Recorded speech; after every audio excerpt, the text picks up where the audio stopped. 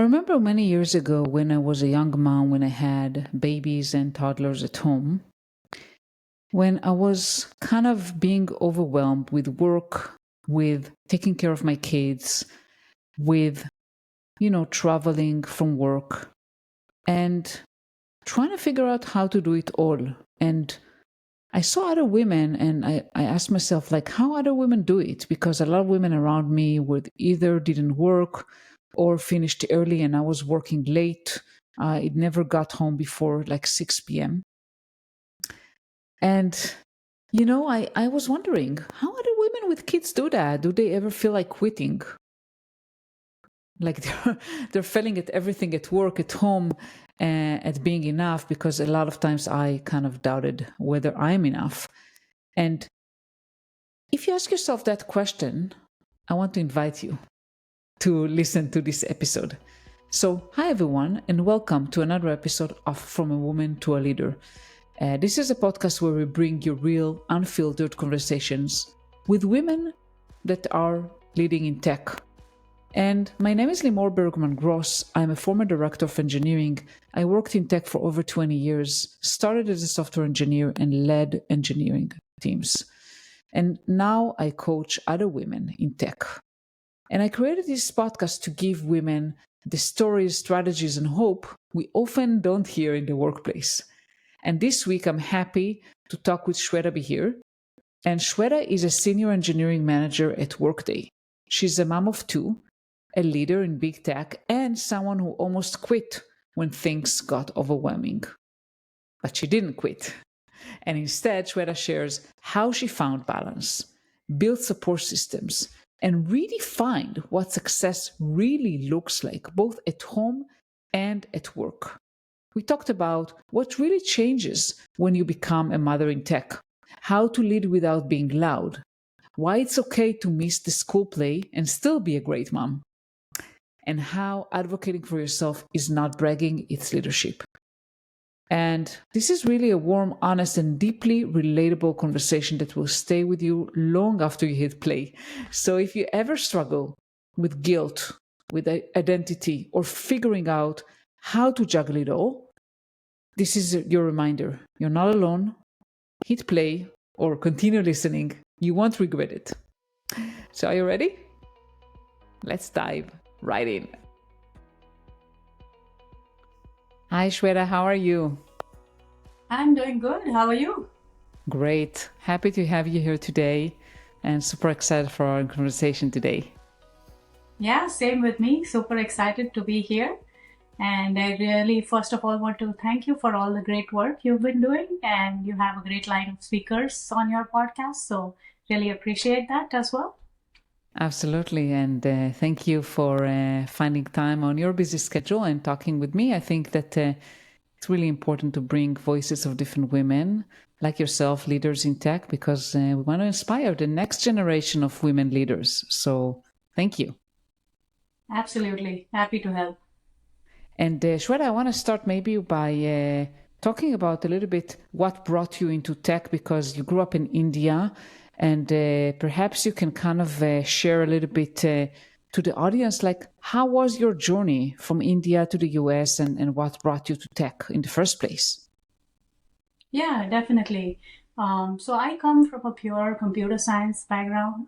I did my bachelor's in computer science from India and then moved on to the US to do my master's at Colorado State University. So growing up, I would say I was always interested in technology right from middle school, where we were first introduced to technology. We had a technology class in school, and that was like every week. I used to really look forward to it. At that time, we didn't really have personal computers at home. So that was the only chance, try to learn programming and, work on my program every single week. And that got me excited. And I think I was just hooked on to it. After that, from high school to college, I think there was no doubt in my mind that, I want to do something else. I was definitely very focused. I was, very sure that, okay, I want to get into technology. So, how do I get up my game? How do I, pick up courses or anything related to that? And that kind of, made me decide to pick up computer science as a major during my bachelor's. And I think later on, I wanted to pursue research in compilers. That what got me going. Okay, maybe I should go over and do a master's, and then decided to move to the US because obviously, opportunities wise, they had a very good master's program.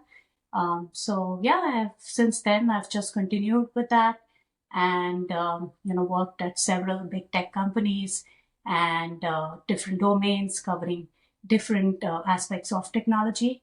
I think I would like to say the one thing that got me going is technology. This field is so diverse, Mm-hmm. and there's always something new that keeps on coming. And there are so many opportunities for learning. So there's no time for boredom. Like, now, we That's for sure. And I think, I think, Shweta, it gets, the pace gets faster, right? I mean, technology changes all the time, and what was relevant yesterday is not relevant today. So I think feels like things are even moving faster. Absolutely, yeah. And that makes it, I think, challenging as well as exciting at the same time. So obviously, back in school, the different programming languages that you learn, they might not be relevant anymore. Every time there's a new project or you switch jobs, there's a different technology that you need to learn and pick up. And now with this AI trend, everybody has to learn something or the other on AI. For Um, sure. so For sure. And I think that if you're not willing to learn, you will very soon become irrelevant. So, yes, yes. Then I don't think it's the right place for you. Yeah, if you're not willing to learn. Yeah, because that's yeah. something you have to keep up with.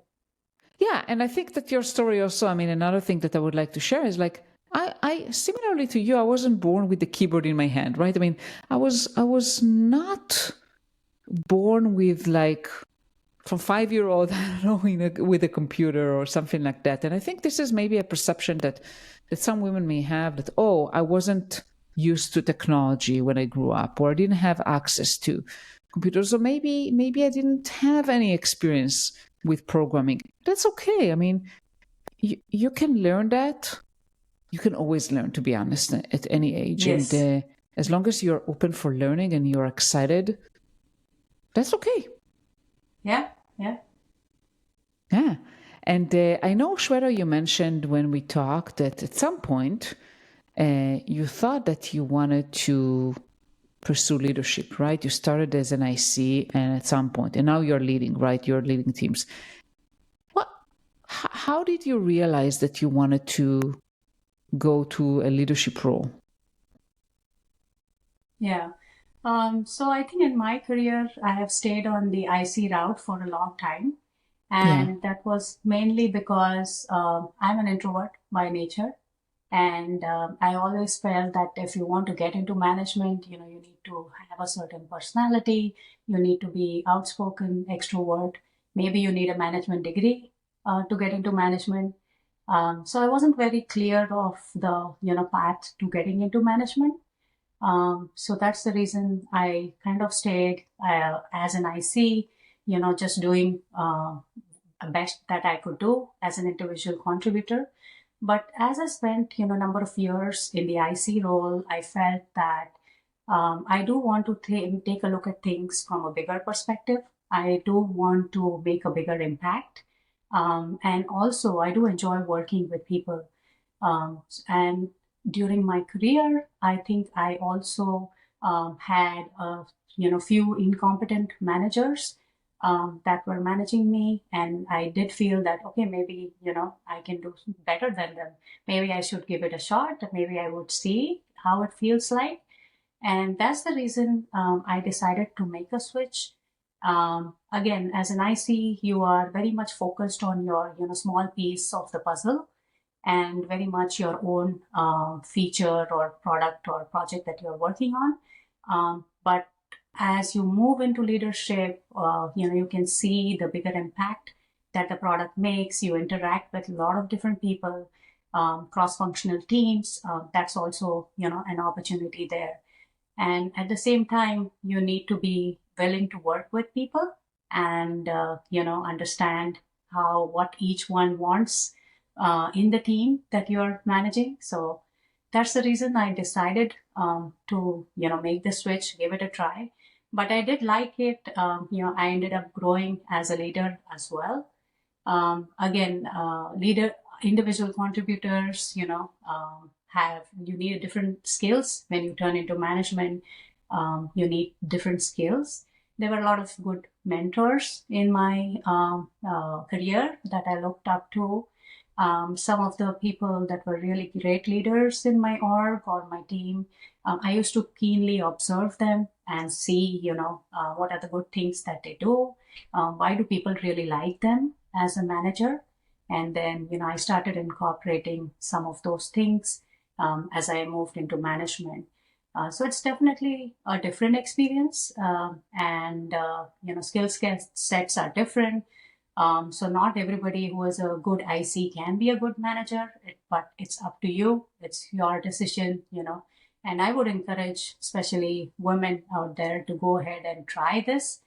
And it's not a one-way street. You can try, see if it works out. If not, you can always go back to individual contributor role there. For sure. Wow, you mentioned so many things that I wanted to iterate because I want to make sure that our audience got it. So first of all, you mentioned that first you weren't sure if management is right for you because you had this perception of, oh, what is a leader and what it should look like. And I very much relate to that. Because for me, like I had a perception of, oh, a leader is extroverted, like someone very charismatic, loud, outspoken, outgoing. And I wasn't like that. I'm also very introverted. So, and I think this is very important. And I talk about it quite a lot, Shweta, to be honest, both with my clients and also in my podcast, that a leader, doesn't have to be extrovert, doesn't have to be a certain type. And actually, introverted leaders are great, sometimes even greater. And women more so. I think it's women. We have a lot of attributes that makes us great leaders because we are not coming with a lot of ego. We are great listeners. We come with a lot of empathy. So yes. Definitely I want to emphasize that. What are your thoughts? Yeah, definitely. I think it's like you said rightly, you don't have to be an extrovert, but I learned that slowly along my career. Again, I didn't really have very good examples where I could slowly in my career, I started to, get those in. I started to understand what it really takes to be a good leader. And then, like you said, good listening skills, ability to communicate, understand things from the other person's perspective, and managing up as well as managing down. There are different aspects that you need to develop there. So definitely it's like a completely different role, and it's not like one particular quality that can get you there. So I think slowly I realized that, and then I said, okay, yeah, maybe definitely this is something that I should try. If it doesn't work, yeah, again, it's fine to come back to an IC role as well. For sure, and this is another important message. Like, yeah, it's not a one-way street. I mean, you can decide that you try, and if it doesn't work for you, you can always go back. And I've seen that actually in my career, and also with people that I actually coached. That someone try to be a manager, or maybe sometimes Shweta, sometimes people are asked to be managers, by their managers. Yes. They think, oh, you're gonna be a good leader. And they say, okay, yeah, if you want me to, I'll do it. And then they realize maybe that's not what I want. Yeah. And I think opportunities for leadership are also, especially for the first line manager, are so far-fetched and few. So people generally, if they get that opportunity, they try to, jump into it and not really sure of whether they want to take up that role or not. So that's also one of the reasons, like especially first line manager opportunities aren't that much. And typically you would look at somebody to promote somebody from within the team. And like you said, maybe that person is not ready for it, but it's just the team needs a manager. So that person is promoted into a manager role there. Yeah. And another thing that you mentioned that I wanted to emphasize is like, When you become a manager, you don't get a guidebook, right? I mean, you're stepping into an unfamiliar territory, and it's very different. As you mentioned, like Shweta, it's very different from being an IC. An IC, you get some responsibility, bigger, smaller, depending on like your technical expertise, but you're kind of on your domain, right? You're working by yourself with a team, yeah, with stakeholders, but most of the time it's like it's about you and what you execute. And when you become a manager, you're basically, you said, like you're supposed to manage other people, you're not supposed to manage up, you work with stakeholders, like it's a completely different ball game. Yes, yes. And mentorship that you mentioned, I also had mentors, and I really think that for any woman out there that is listening to us, if you start your first leadership role, seek for mentors that will help you. You don't need to have all the answers. Exactly. Yeah, mentors are, a great way to shape your career. And I did reach out to some of my mentors. Like I said, it's good to observe if you see somebody who is performing really well in a leadership role, see what qualities they possess and, how they work with their team and they're able to make the team a really highly performing one. That's very important. At the same time, I feel for your team members, they need to grow individually and they need to be work as a team really well. So those are also really important aspects, because sometimes some teams, individuals are really fine, but they just want to grow their own careers. They don't really work effectively as a team. So understanding what each person wants on the team and how they can work together for the common goal is very important again. And then how do you communicate that message to your stakeholders? How do you know your team? You should know your team really well. You know who works well with which person. So making bringing them together, making sure things are on track. uh, yeah, it's a completely different ball game. I definitely agree. And I did when I started, I did read books. I took some training courses, but still, you definitely learn a lot as you go. And yeah, again, dealing with different personalities, that's again a challenge. When I recently I had different managers within a time span of 2 years. I had about 5 to 6 managers. Everyone had a different leadership style. Everyone expectation was quite different of me, of how I manage my team.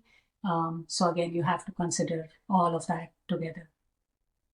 For sure. And leadership style is another thing that you mentioned, and I think is very important because a lot of women that I coach tend to think that they should lead in a certain way, right? A lot of times our managers like could be very different than us, and then they would expect us to lead the same way they do, that they lead. And Right, eventually, you right. should not try to be someone you're not. You should lead the way that works for you and develop your own style rather than try to mimic someone else. Yes, yes. And what's there listed on a book or a training course might not really work for you, because you work in a very dynamic environment, different personalities. So definitely adapting to your own changes and you're developing your own style is quite important there. Okay, absolutely. And so, do you have like, if a woman that is listening to us is moving to her first leadership role, do you have like any tips you want to share or any insights, things that other than what we talked about? Yeah, I think I would like to say if there is, yeah, internal opportunity in the team as an like acting manager, maybe you could, request your manager for that. That would give you kind of a good feel of how it is. You're not really the manager, but you're, supporting a supporting manager. And that way you'll get to understand what it really takes. And, maybe you can also get a feel for it and decide, okay, is this really that I want to go forward with or not? So maybe, Yeah. few months uh, performing in that role as an acting manager, that kind of, opens a lot of people's eyes. Oh, I'm now responsible for this. I need to do so much paperwork for, all the performance reviews that you Yeah. don't really have to do before. So things like that. Yeah. So No that one, kind of gives you a I good don't think feel. there's a single person that likes the performance review. I mean, this is like probably the most dreadful thing that I remember. Like, no one enjoys it, right? I mean, Yeah. but that's part of the job. But it's the same way, to be honest. Like, I don't think any engineer that I met likes writing documentation. So there's Yes. always part of Yes. the job that you need to do, but you don't like. Yeah. Yeah.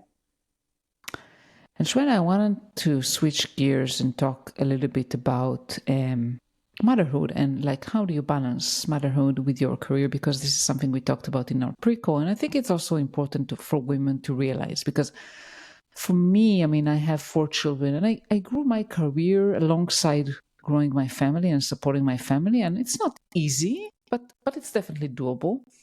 So can you share maybe your experiences and how do you kind of balance that? Yeah, definitely.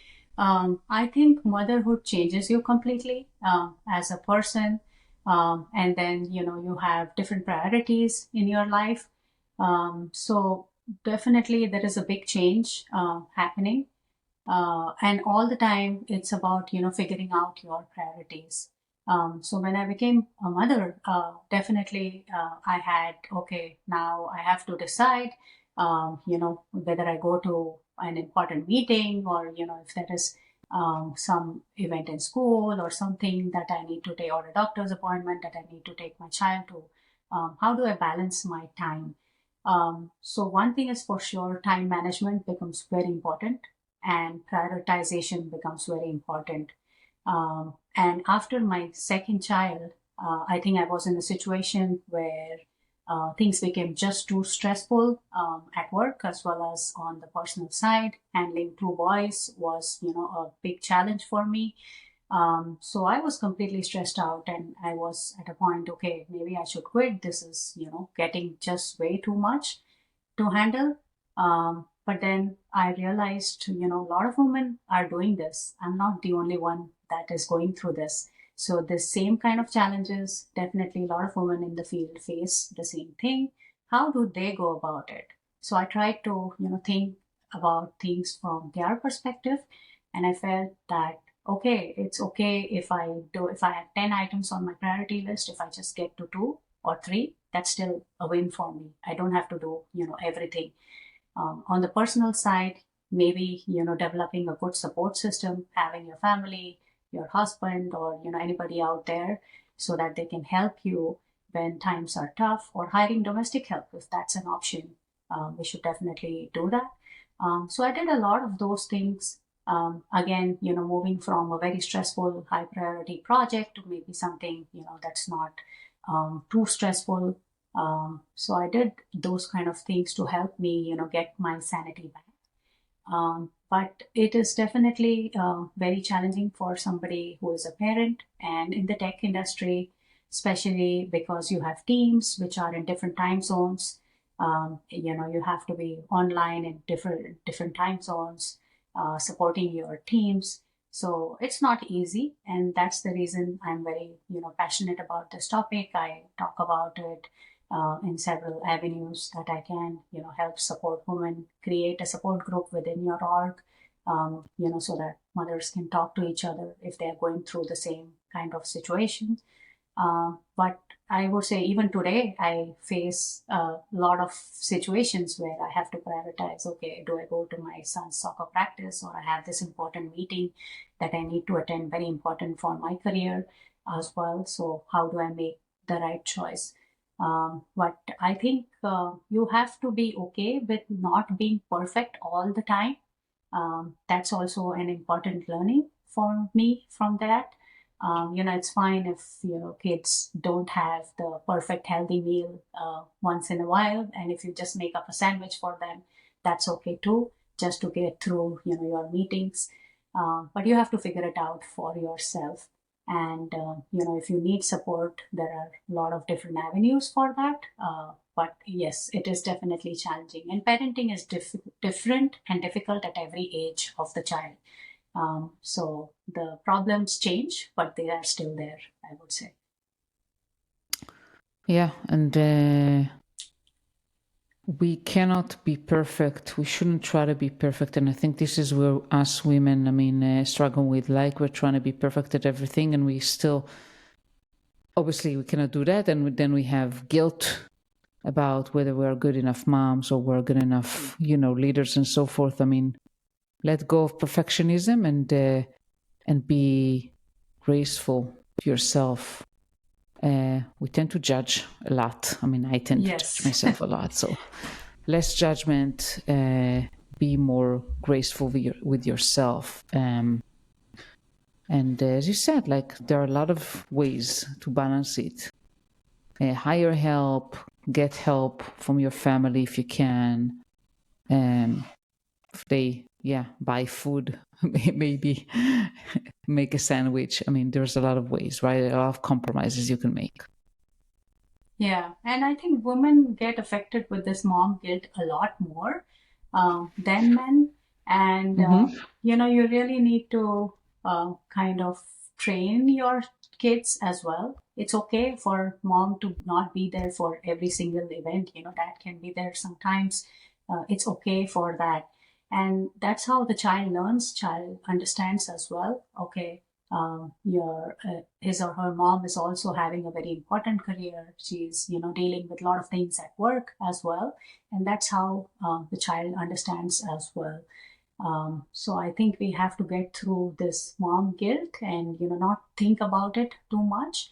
And at that particular time, you made a decision to prioritize one item over the others, and just stick with it. At that point, that was the right decision. I did that. I had to miss my kid's dance performance or something, but that's okay. Next time, I'll prioritize that. So achieving the right balance is, yeah, very important. Balance is key, right? I mean, we don't want to be completely out of our kids' lives, and we cannot be fully 100% present in everything. So we have to find the right balance. I think that's a key Yes. for sure. Yes. And you also mentioned support, and you mentioned a company kind of support groups. And I know that you are very involved in women ERGs. So can you share a little bit, about your work and what other women can do? I mean, if their company maybe doesn't have an ERG. Yeah, yeah.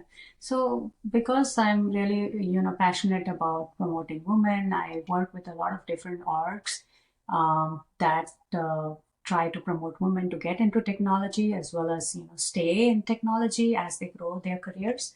IEEE Women in Tech is something that I'm the chair for the Santa Clara Valley section. Generally, in whichever company I work with, I try to, find the ERG. I try to be part of it. At Workday too, we have Women at Workday that I'm involved with. So similar to that, I would say, reach out to the support group or ERGs if you have one. If you don't have one, there are several avenues online. LinkedIn also has, very good resources that you could tap into if you just do a quick search. There are a lot of these resource groups or, companies that help support women, and feel free to reach out. It doesn't really have to be official like support or go through an organization.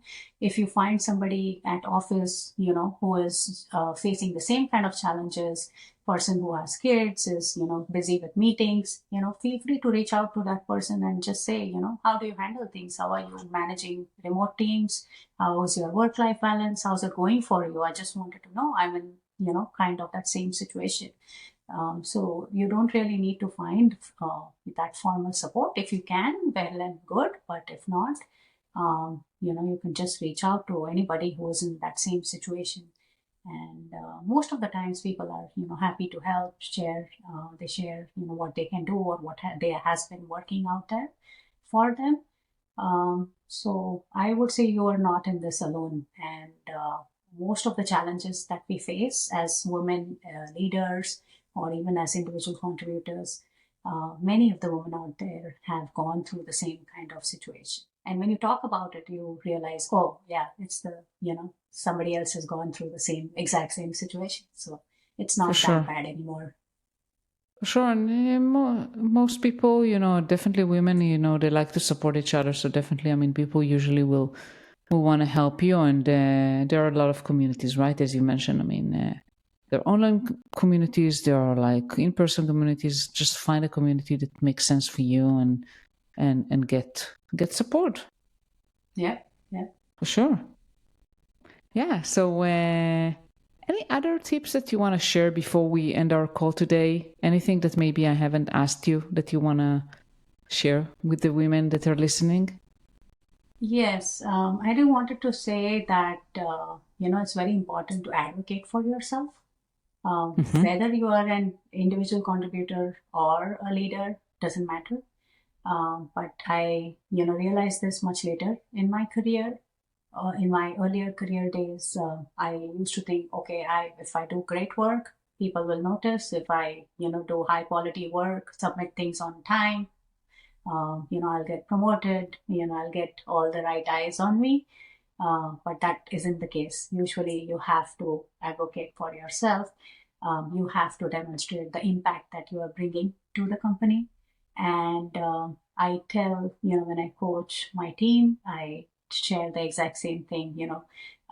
It's good to do really good work, but then you have other people need to know about it. And unless you share that with others, nobody's going to know. So, take that opportunity when there is a company wide town hall, there's an opportunity to do a demo, do a presentation, pick up that opportunity.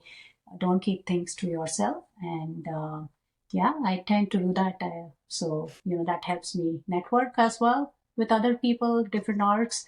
But, getting that visibility and getting your message out there, that's really important as well. Wow, this is so insightful, Shweta. I 100% agree with you. I mean, we tend to, and so many women I talk to, they think it's bragging. They think it's like talking about yourself is being, I don't know, being ego driven or vain or whatever. I mean, this is like you have to do it, and men do it very naturally. They don't feel like uncomfortable with it, so we Exactly. should too. Exactly. Yeah, even posting on LinkedIn, I used to feel, oh, I shouldn't be doing that. It's bragging. But yeah, that isn't the case. If you have achieved something good, if you have done something really nice, why not? You should be able to talk about it and share that. Definitely. For sure. And before we end our call today, Shweta, where can our listeners find you? Oh, they can just contact me on LinkedIn. Uh huh. Yeah, if you just search for my name, I should be able to, get in touch with you. And of all the topics that we discussed, again, if any of your listeners need any support, coaching, guidance, always available to help. Just shoot me a message and yeah, available to help. Thank you so much. Thank you, Shweta, for being here today. I really enjoyed talking with you. Same here. Really enjoyed talking to you. Have a nice day. You too. Thank you so much for listening to the episode with Shweta.